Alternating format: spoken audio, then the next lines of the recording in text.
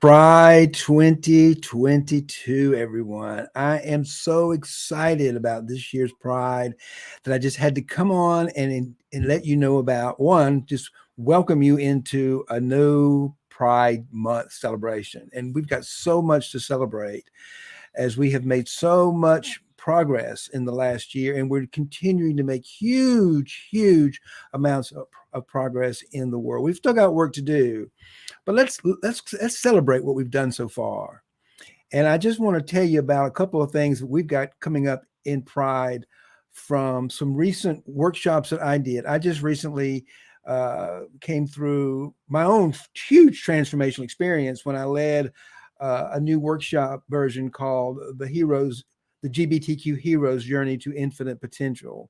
And that workshop was a workshop opportunity to unite and bring together Western queer people and African queer people in the same container to break down those walls and see each other and love each other and move into a deeper realm of consciousness, into that inner room, that space beyond the mind, what we call the field of infinite potential.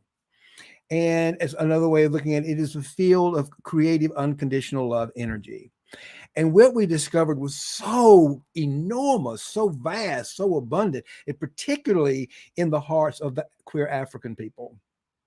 And they've got a lot of things to teach us Western people. I'm going to tell you about heart space and unconditional love. And that was the power of this workshop as we all moved into this 9-day journey together to figure out, how do we get into that inner chamber of unconditional love? How do we unlock that gate to infinite potential where everything is created and everything is done, where all life is lived? It is beyond the mind. And oh my God, what did we discover? Well, one thing I discovered as the leader of this thing. First of all, let me say something as a leader. I am a different person. It was a transformational journey for me as a leader, and it should be. It should be. Any coach that's leading a transformational experience should definitely have a transformational experience themselves. And mine was profound, and it woke my eyes up. It woke me up to seeing a light of a number of things that need to happen. The first one was the need to include lesbians and gay and women and just allies into all of my programs, because what I teach people is how to enter into and unlock that gate into infinite potential, into that space of unconditional love energy. And it's just incongruent with who I am to exclude anyone. So I am opening up all of my programs beginning as of today, and I'm changing all of the languaging to be not just gay, bi, and trans men, but the entire alphabet of queer people, including our allies. So that's one really wonderful piece of excitement that I have to announce for Financial Heart Space beginning this Pride. The other thing that we learned that I'm even more excited about is, I have this mission to create a world of abundance and prosperity by showing up with love and gratitude. And I live by this mission every day. That's what gets me out of bed. And I have to reset my agenda every single day toward that North Star. And what I discovered was I needed a more accessible platform to unite these two communities, because that's the way forward. It's not Martin going to lead anything forward. But I discovered by bringing we'll call it the Western queer people and the African queer people together in one container to move deeper into the heart together. That's how we're going to change the world. That's how we're going to create a world of unconditional love. That's how we're going to create a new city, a new paradise, if you will, a new heaven on earth. Not some utopia, but a world that is built on unconditional love. And I found that the empowerment of the community and the empowerment of each other by bringing these two groups of people together just was enormous. So we are creating right now, it'll be coming out in about 2 weeks, a brand new coaching program or a brand new, some kind of program on our menu at Financial Heart Space. Is going to be a much lower ticket item so that it's accessible to everyone that wants to get in there. It's going to have scholarships for the queer Africans who absolutely do not have the money of any amount. It is going to be a win-win-win for everybody. And it's going to come from the heart.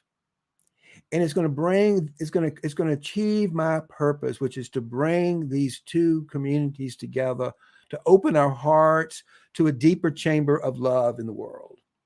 So we can go together, and we can truly, the queer people in the world, around the world, can unite in unison to manifest and create a world of abundance and prosperity for everyone. That is my goal. That is my mission, to bring everybody into the kingdom of heaven, as Jesus would say. And so I think Joe Dispenza calls it the quantum field. There are all kinds of people doing all kinds of things to manifest and to bring you into different, but I have a specific purpose for a manifestation. That is to create a world of abundance and prosperity for everyone, led by queer people from all over the world coming together in one big heartbeat. So you look out for that. It's coming out in just a couple of weeks. I'm actually asking the people in the community to help me design the program that meets their needs. Martin's not designing it. You're designing it. So if you're interested in this and you're hearing my voice, send me a direct message, and we'll talk about what we're doing, and maybe you can. I'd love to have you part of it. It's not Martin. We are the queer community and allies. I've really opened. I had a straight white woman come through my program who added so much value and so much insight into things. I said, what am I doing? I have got to include straight white women. I got to include everybody. So that's what we're doing over here. And that's my big announcement for Pride 2022. And I've been watching on social media, and everybody's posting so many wonderful things and telling about so many wonderful stories. And yes, we've got work to do. I mean, right now, the queer Africans, some of them living in inhumane conditions in a refugee camp in Kenya. So it's not like we're not still have some pain and suffering on. We got a lot of pain and suffering going on around the world by people who are still living in very dangerous and uncomfortable countries where there's a homophobic culture that dominates the way they live, and it's very inhumane and very difficult and very challenging. But it's also in that suffering where we find the divine. We define our unconditional love energy, and to get ourselves out of there. And that's why we're doing this. We're not ignoring it. We're embracing the pain, and we're holding it in our loving arms to love our way out of it. That's what we're doing. So let's all open our arms to the world today as queer people with big hearts to love everyone. May love and prosperity prevail. Thank you.